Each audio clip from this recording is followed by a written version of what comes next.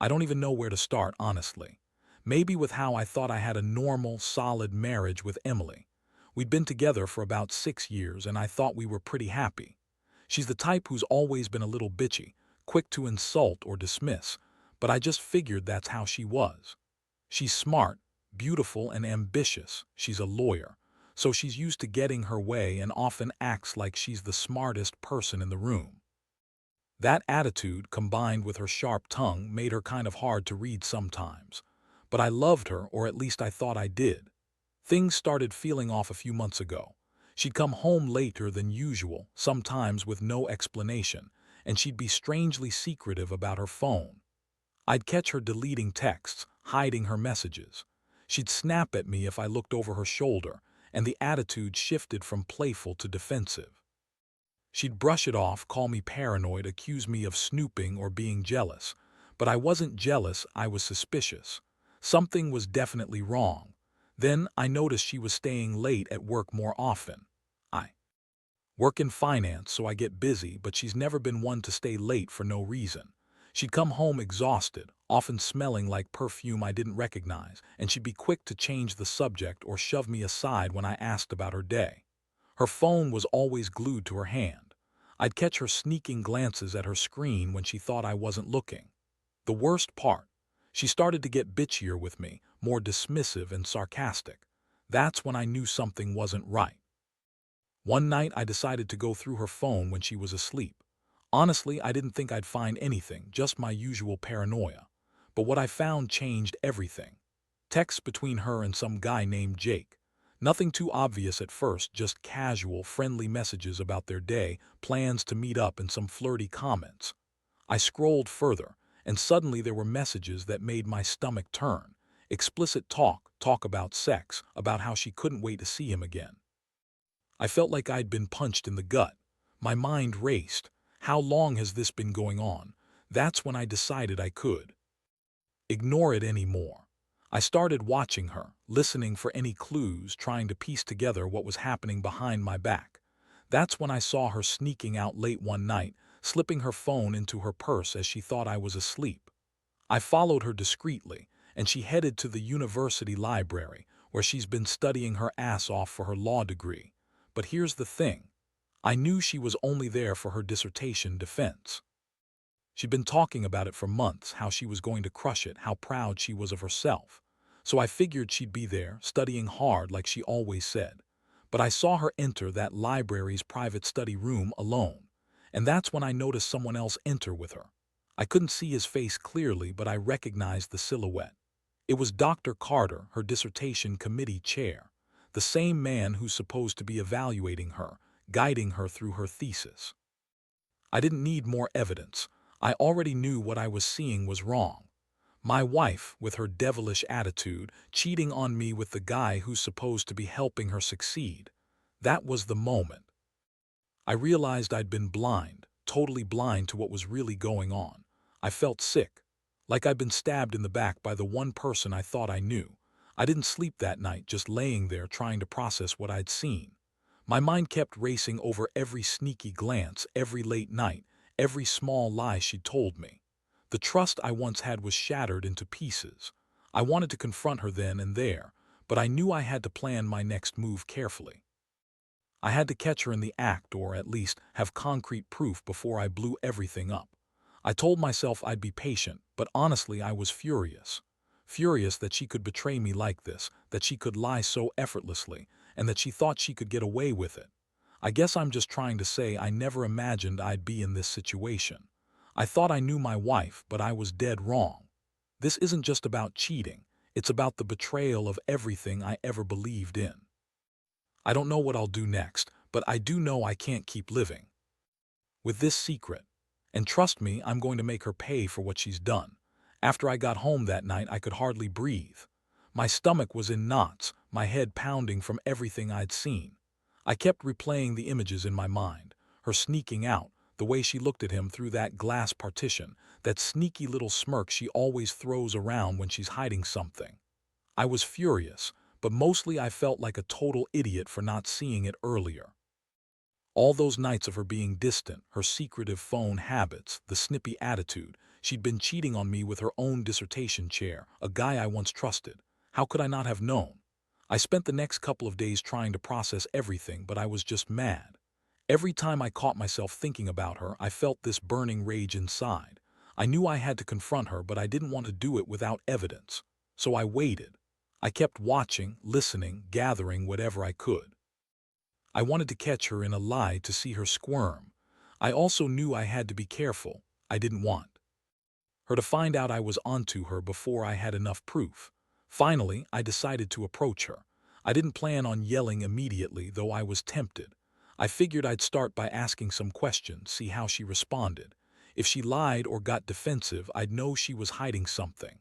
So one evening, I sat her down in the living room, trying to sound calm but firm. "Emily, I need to talk to you about something important." She looked at me with that bitchy smirk, the one she always has when she's about to dismiss me or throw a snarky comment. I could tell she was irritated I was bringing something up. "Go ahead," she said, crossing her arms, her tone clipped. I took a deep breath and put it all out there. I told her I knew she'd been cheating, that I'd seen her sneaking out that night, and I knew about the messages. Her reaction was instant. She blinked, then scoffed. "Seriously, you're crazy, John. You're just jealous because I've been working so hard and you're insecure." She rolled her eyes and dismissed everything. That's when I lost it. I told her she was full of shit, that I'd seen enough and I wasn't going to keep pretending I didn't know. She flipped her hair, smirked again, and then said, "Oh, so now you're accusing me of cheating. Damn, John, you really are paranoid. Maybe you should get your head checked." I could see her trying to brush it off, but I wasn't buying it. I told her I wasn't going to be played like a fool anymore. I wanted her to come clean, but she just laughed and said I was overreacting, that I was imagining things.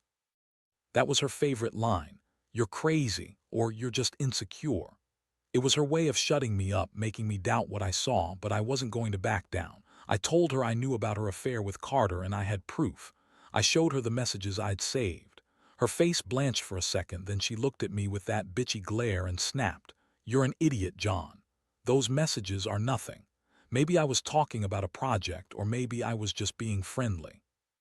You don't know what you're talking about, so back off." Her voice was high-pitched, full of that sneaky attitude she always uses when she's caught in a lie. I felt my blood boil. She was lying. She was lying so badly it was almost laughable, but inside I just felt crushed. That night was hell. I couldn't sleep. I kept thinking about how she'd lied to my face, how she'd been screwing around with a man I trusted. My mind was racing between anger, betrayal, and sadness. I didn't know if I should be more angry at her or at myself for not seeing it sooner. Honestly, I felt like a fool. How had I missed all the signs? I had given her the benefit of the doubt for so long, and now I realized she'd been hiding this affair from me, right under my nose. The worst part was knowing this wasn't just about cheating. It was about the fact that she'd lied to me, insulted my intelligence, and made me feel like I was crazy for even thinking she'd do something like this. I kept asking myself why she did it. Was I not enough? Did she need some thrill, some escape from her miserable, bitchy little life? Or was she just a lying, manipulative brat who thought she could get away with anything? I wanted to confront her again, but I didn't want to go in half-cocked. I knew I had to do this right, gather all my evidence, and decide what to do next. I couldn't just accuse her without solid proof, but I also couldn't pretend everything was fine anymore. I was stuck in this nightmare, questioning everything about my marriage and myself. I thought I knew Emily, but now I realized I'd been blind to her true nature all along. And I knew one thing for sure. I wasn't going to let her screw me over without a fight. Over the next few days, I kept my eyes open and my mind focused. I didn't want to rush into anything impulsive, but I also knew I couldn't keep pretending I was okay with what she'd done. I started planning my next move carefully. I needed more concrete proof, and I needed to catch her in the act if possible. I also had to brace myself for whatever was coming. This kind of betrayal doesn't just blow over overnight. One evening, I decided to act. I set up a little hidden camera in our living room, just to see if she'd slip up or say something incriminating when she thought I wasn't paying attention. I knew it was kind of sneaky, but I felt I had no choice. Trust was gone, and I needed to see her true colors. I spent hours monitoring her on my phone, watching her every move, listening for any signs of guilt. Nothing concrete yet, but I was hopeful I'd catch her doing something stupid. Then, just as I was starting to feel like I was wasting time, I got a message that made my stomach drop. It was from a number I didn't recognize, another flirty message, but this time with more specifics. It was her, I was sure of it, talking dirty, planning to meet him again. I felt like I'd been punched again. How could she be so brazen? That was when I realized I had enough evidence to confront her once and for all. I waited till she came home late that night, knowing she'd be expecting her usual game of denial. I was ready. I told her I had something to say, and I laid out everything, the messages, the videos, the timeline. Her reaction was every bit as bitchy and defiant as I expected. She rolled her eyes, scoffed, and accused me of stalking her, claiming I'd gone crazy again. She even had the nerve to say, "You're just insecure, John. You're imagining things because you're scared of losing me." She looked right at me with that smug, bitchy look, expecting me to back down. But I didn't. I told her I was done playing her game. I was tired of her lying and blaming me for everything. I told her I knew about her affair with Carter, that I knew she'd been screwing around right under my nose, and that I was done with her bullshit. For a moment she looked surprised, or maybe annoyed that I wasn't doing the usual dance of denial. Then she snapped back, "Okay, fine, you caught me. Big deal. I was just bored and Carter was. More exciting than you, honestly. You're so dull, John." Her words hit me like a punch. She was so casual about cheating, like it was just some kind of game. That's when I lost my temper. I told her she was a manipulative, lying bitch, that I was done with her crap and I wanted her to leave. I wasn't going to let her keep pretending that everything was fine while she slept with her dissertation chair. I told her she'd destroyed whatever was left of our marriage, and I didn't want to see her again. She just sneered, packed a bag, and told me I was overreacting, that I'd regret kicking her out. But I knew she wouldn't last long without her little affair. She was always the one who played victim, but this time she'd pushed too far. The next morning I felt a strange mix of relief and emptiness. The house was quiet, too quiet. I'd finally confronted her, gotten the truth out in the open. But inside I felt devastated. I'd been blindsided, hurt badly by someone I'd trusted. I kept thinking about how she lied, how she dismissed my feelings, how she thought she could just cheat and get away with it. Honestly, the biggest shock was realizing how much I'd been naive, how I'd been clinging to the idea of us being okay when she'd been secretly screwing around. That day, I made the decision. I told her she could leave and that I wanted a divorce. I needed to get out to start healing from this nightmare. I knew I'd be okay eventually, probably better without her toxic attitude dragging me down. But right then, it just hurt like hell. The trust, the love, it was all gone. And I was left with the cold reality that my wife, Emily, had been lying, cheating, and treating our marriage like some game she could win or lose at her whim. Looking back, I realized this whole experience has shown me just how fragile trust really is. I also learned that some people are just manipulative and selfish beyond what you ever expect. I don't think I'll ever forget that feeling of betrayal, but I also know I'll heal. It's going to take time, but I'll move on. I want to be better, stronger, and maybe someday find someone who actually values honesty and commitment. For now, I'm just trying to take it one day at a time. The first few days after she left were the hardest. I'd never felt so empty, so hollow inside. The house was dead silent, no footsteps, no whispers, no bitchy comments or sarcastic jabs, just silence and that gnawing feeling of betrayal. I kept replaying everything, how she lied, how she dismissed my concerns, how she thought she could get away with screwing her dissertation chair while I was at home, oblivious. The anger simmered beneath my skin, but underneath that, there was a deep sadness I couldn't shake. I'd lost my wife, my partner, the person I thought I knew. I spent those days trying to piece myself back together. I had to go through all our shared memories, the good times and the bad, wondering how I missed all the signs. It's weird how you can be so blind. I was so busy trying to make her happy, trying to keep everything smooth, that I ignored the little things that didn't add up. And now, looking back, I see how she played me. The bitchy attitude, her constant dismissiveness, the late nights, the sneaky phone calls. All of it was right there, and I was too stupid or too blind to see it. Still, I knew I had to do something more. I couldn't just let her walk away without facing the consequences. I wanted her to understand what she'd done, how deeply she'd hurt me, not just with the affair but with her lies and manipulations. I also wanted to make sure she realized she couldn't keep pulling this kind of crap without paying a price. So I started researching her phone, her emails, her social media accounts, anything I could find that might give me leverage or more clarity. I wasn't planning on stalking her or invading her privacy just for the hell of it. I just needed the truth, plain and simple. One stormy afternoon, I managed to hack into her email account. I know, it's wrong, but desperation makes you do crazy things. And what I found confirmed everything. There were emails from Carter, love-struck and desperate, talking about their plans to meet again, to run away together. She'd even sent him explicit pictures of herself, trying to prove how hot she still was. Reading those made my stomach turn, but I also felt a strange sense of clarity. She'd been lying to me for months, maybe longer, and it was all right there in black and white. That night I sat in my chair, staring at the screen, feeling a mixture of disgust and heartbreak. The woman I married, the woman I loved, was out there cheating on me, lying to my face, and then trying to pretend everything was normal. I'd always known she was a little bitchy, but I never thought she could be so cold and manipulative. The betrayal cut deeper than anything I'd ever experienced. I wondered how I'd ever trust anyone again, how I'd look at marriage the same way. I remember the moment I decided I'd had enough. I couldn't keep living with this weight on my chest, with her lies haunting me every second. I needed closure. I wanted her to know that I'd caught her, that her game was over. I wasn't going to let her manipulate me anymore. So I wrote her a long letter, pouring out everything I felt, my anger, my pain, my disgust. I told her I was done, that I was filing for divorce, and that I never wanted to see her again.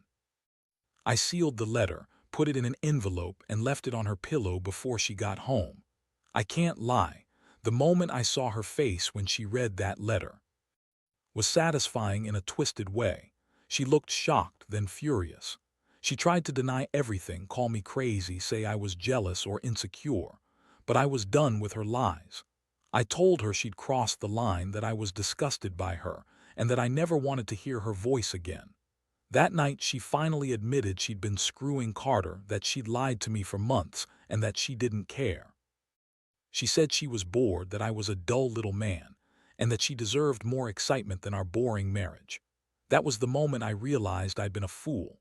I'd given her everything, and she'd thrown it back in my face. I felt a mixture of relief and despair. Relief that I finally knew the truth, but despair that I'd lost someone I once loved so much. I knew I had to move on, to rebuild my life without her. It was clear she didn't care about us, about our vows, about what we had. She just wanted her thrill, her rebellion against the mundane. Now I'm left to pick up the pieces. It's not easy. Every time I think about what she did, I get angry all over again. But I also know that I won't let her win. I'll heal eventually. I'll learn to trust again, but it'll take time. The lessons are hard, but I hope they make me stronger. I don't want to be naive again, and I definitely don't want to stay in a relationship filled with lies and betrayal. I'm angry, yes, but I'm also determined to move forward, to be better, and to find someone who values honesty and loyalty, not bitchy games and cheating. This whole experience has taught me that some people are just toxic and you can't fix them. You can't change someone who doesn't want to be changed. And sometimes the only way to save yourself is to walk away. The days that followed were a blur of paperwork, lawyers, and trying to piece my life back together. I knew the marriage was over, and honestly, I didn't have the energy to do anything else but focus on my own recovery. Still, I couldn't shake this bitter feeling. Every time I thought about Emily and Carter, I felt this surge of rage. How dare she cheat on me, lie so effortlessly, then try to act like it was nothing. It was like she was some kind of manipulative queen of betrayal, and I was just a pawn in her game. I kept asking myself how I could have been so blind, so naive. I started seeing a therapist, partly to deal with the emotional fallout and partly to figure out how I'd let someone like her manipulate me so completely. It helped, a little. I realized that I'd been giving her too much of myself, my trust, my patience, my love, and she'd just taken it, stomped all over it, then spat on the remains. That realization was a punch in the gut, but it also made me see that I deserved better. I deserved someone honest, someone who wouldn't lie to my face or cheat behind my back. One thing I did was focus on myself. I went back to the gym, started working out again, and threw myself into my work. It wasn't an easy process. Anger and sadness kept bubbling up, but I forced myself to keep going. I also cut off contact with Emily entirely. No calls, no texts. I wanted to erase her. From my mind, at least for now. I didn't need her constantly reminding me of the betrayal, of how she'd broken everything we had. At the same time, I couldn't help but think about the lessons I'd learned. One of the biggest was how people can hide their true selves behind a facade, especially those who seem perfect or ambitious on the outside but are rotten inside. Emily was a textbook example. She was bitchy, manipulative, and selfish, and I'd been too blind to see it. I used to think love was enough to get through anything, but now I know that honesty and respect are the foundation of a real relationship. Without those, everything crumbles. Even with all the pain, I realized I was better off without her. I started looking at our marriage as a lesson, one I wouldn't forget. I learned to trust my instincts more, to pay attention to the little signs I'd ignored before. It also made me appreciate the people I do have in my life, friends, family, who stood by me through this mess. They kept reminding me that I was worth more than someone who cheats, lies, and manipulates. The toughest part was accepting I'd been played for a fool. That feeling of betrayal still lingers, and I know it will for some time. But I also understand that I have the power to decide what's next. I can either let this destroy me or use it as a stepping stone to something better.